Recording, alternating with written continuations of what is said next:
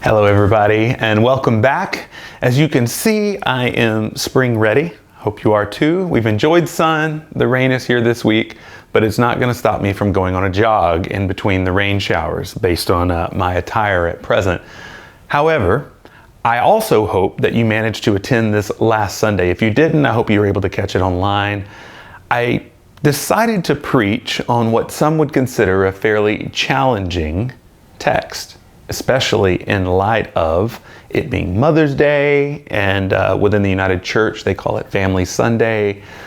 And the reason I thought it was important to preach on it is not in any way to disparage our practices around family, but maybe to give us pause, to give us just a moment to consider what it is that takes up the place of ultimate concern in our lives. The theologian Paul Tillich said, God is that which is of ultimate concern, which leads us to the question, what is our ultimate concern?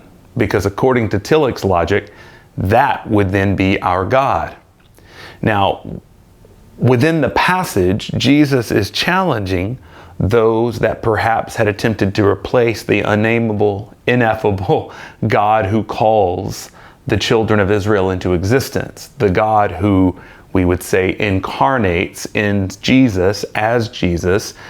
That God is not coincidental with anything that we can touch, see, smell, hear, feel.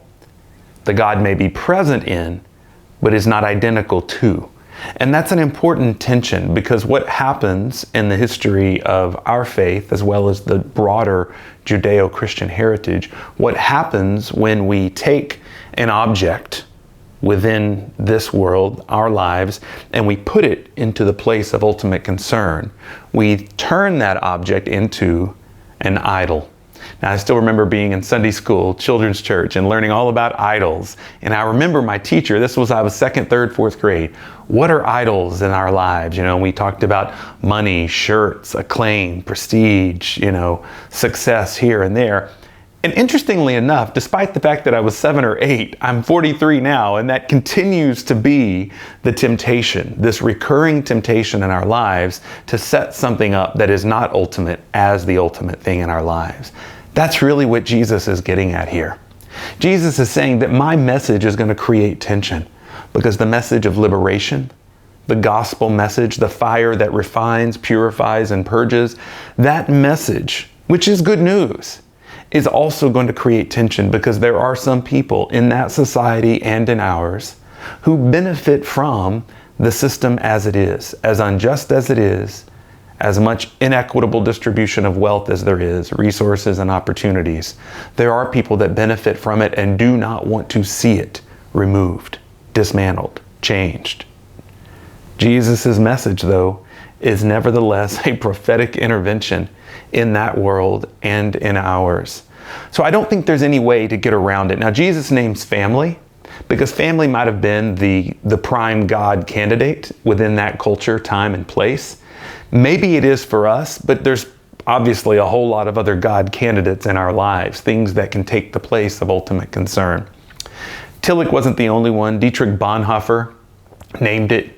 You've heard me mention Dietrich Bonhoeffer's name in my sermons quite regularly. He's a big influence on my life.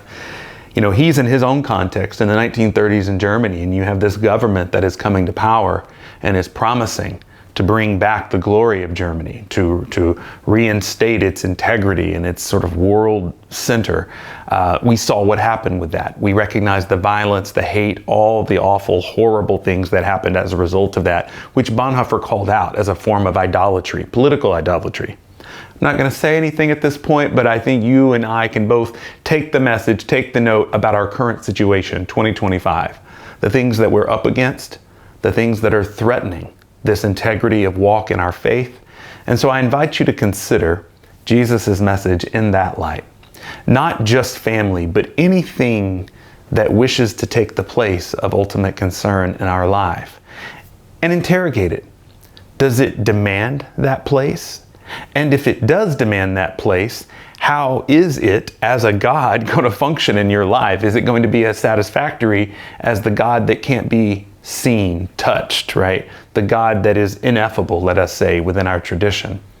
So these are not things that have easy answers, and they're going to require a bit of work on your part. So I send you home with a bit of homework this week, and I invite you to join me this Sunday. We'll continue talking about these themes, and I look forward to seeing you, not only this Sunday, but obviously next week when we record next. So I hope you're doing well. Get out there, enjoy the time you can in between the rain showers, and talk to you next time.